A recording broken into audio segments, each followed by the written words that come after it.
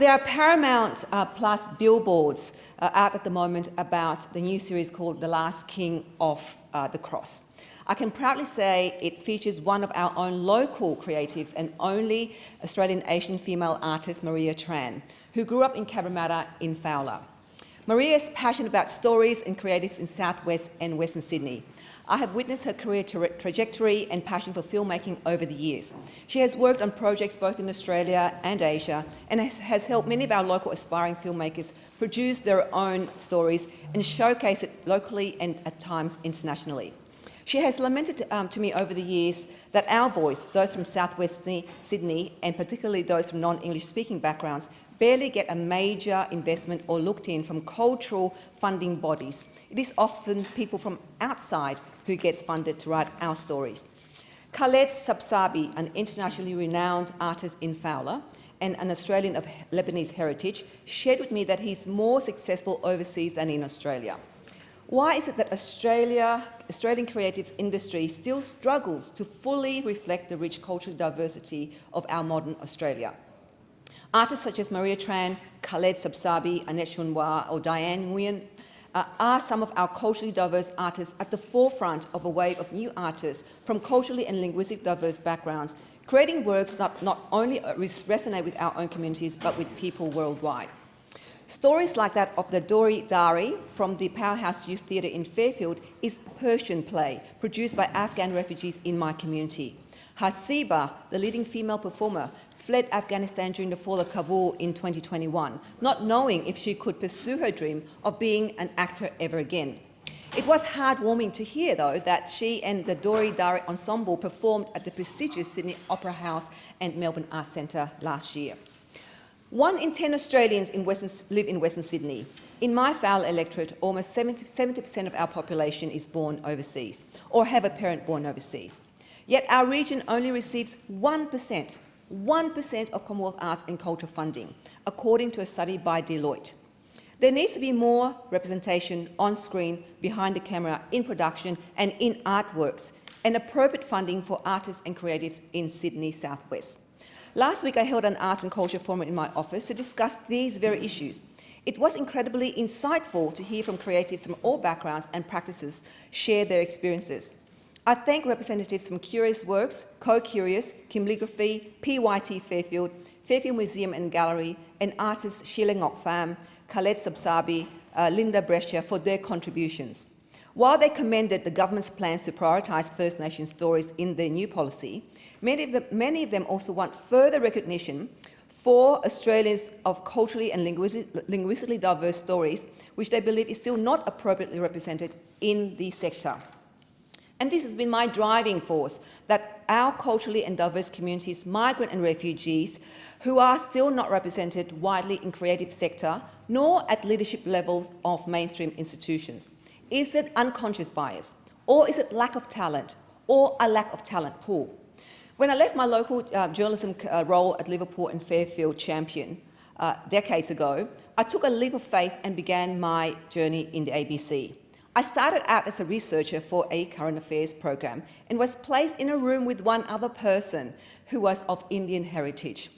I remember she turned to me and said, "Do you know why you've been put in here, right?" And I kind of looked and I said, "No." She said, "Well, it's called the dark room." Now, she wasn't referring to the lack of natural light. While I ended up having a very long and fulfilling career at the ABC, surrounded by incredibly supportive peers, this initial interaction has stayed with me over the years. There may not be as direct discrimination present in these sectors today, but there are still many barriers of entry for those from Western Sydney, Southwest Sydney, and those from non-English speaking backgrounds. The conversations with some of the local artists highlighted to me that the very opposite is now happening. Instead of being shunned into rooms like I did, creative organisations and funding bodies are now using us as a measure that they have ticked the box for fulfilling a diversity requirement. One creative at my office forum told us that major organisations would reach out to her to help find workers from low socioeconomic and migrant backgrounds. She said it was actually more detrimental to recommend any POC or people of colour artists to certain organisations, as it was very obvious they are not actually wanted for their ideas, but for the colour of their skin and for the purpose of ticking off their cold box. And often artists feel exploited after they have finished their contract. A local filmmaker and producer told us this is a very common occurrence. She said, they pair you up with some inner city producer and give you the lowest possible ranking on a film, just that you have zero control over your idea. But it works for them because they get credit for your work while fulfilling their diversity quota. Now, it may be completely unintentional, but unconscious bias is very insidious in many industries, and art is no different. However, it's not just racial issues, but also of class and the tyranny of distance. In my consultation with my local artists, I was told that there is a very distinct disadvantage to growing up and living in the West and Southwest Sydney. The stigma of being in the West is still pervasive into these creative spaces, where artists feel they're judged because of their postcode.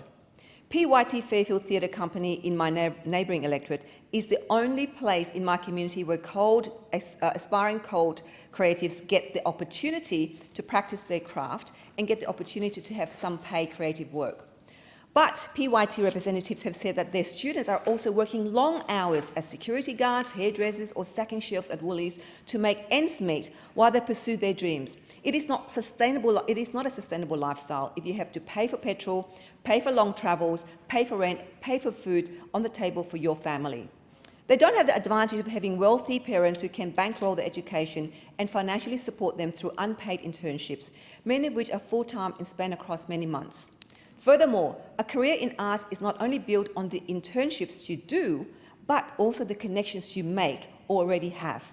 I was told that artists from more affluent suburbs would have gone to school or uni with people whose parents are connected to the influential producers, filmmakers, or musicians who can get them a foot in the door. My creatives lamented that the industry workers from Western Sydney, who have often migrant or refugee parents, have to work harder for recognition and rely on each other to get work. As a result, these negative experiences lead to young emerging artists feeling demoralised and ultimately turns them off from pursuing a career in the long term. But we need artists and creatives from our community because their stories and their interpretations will help shape Australia's identity for the future. Therefore, I support the government's programs that will be implementing under the rebranding of Australia Council to diversify an arts and culture scene that neglects to recognise and support our community. Recognising the need for more cold arts is a start, but we also need to tackle the systematic issues as well. I call on the government not to forget Southwest Sydney when it comes to allocating funding for arts and creatives. Do not follow the previous government's behaviour of just investing in the marginal seats. I have heard the government in recent days attacking the opposition on this issue, so I challenge the government to fund Southwest Sydney Arts Precinct, and not just in Parramatta, but in Fowler, so that creatives can thrive. They would no longer need to travel the long distance for work or internships while also doing what they're passionate about. This will hopefully see less exploitation of cold workers, as they'll have their own community support and also have agency over their own stories and ideas. I acknowledge the government's work in implementing recommendation of the Jenkins Review within the arts sector, and there will be a Centre of Arts and Entertainment Workplaces established to provide a platform for creatives to learn more about pay, welfare and safety.